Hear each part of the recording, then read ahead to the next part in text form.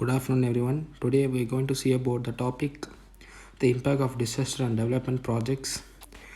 First, the impact of economic growth is not always negative, and the developing countries are more vulnerable as more sectors are being affected.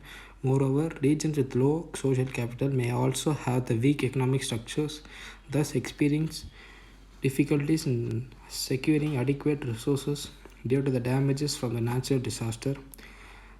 In a comprehensive analysis of natural disaster and economic growth, concluded that the short term and the long term effects of natural disasters are always determined by the country's income level and the population and the type of disaster. Next, we'll see what is vulnerability.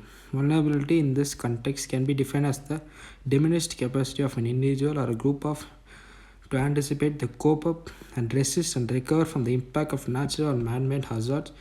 The concept is relative and dynamic.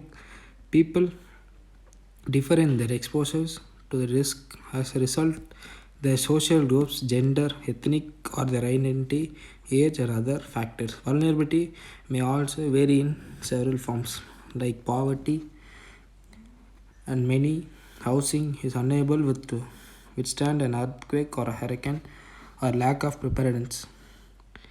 Relation between disaster and development. Disaster can be both destroy development initiative and create development opportunities. Development schemes can be both increase and decrease the vulnerability. In traditional approach, natural ones we are act of God and as such were beyond of human control. Accepting deaths and damages to property was part of the cost.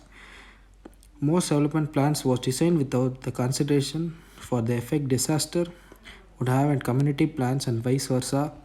When disaster did occur, the response was being directed at the meeting.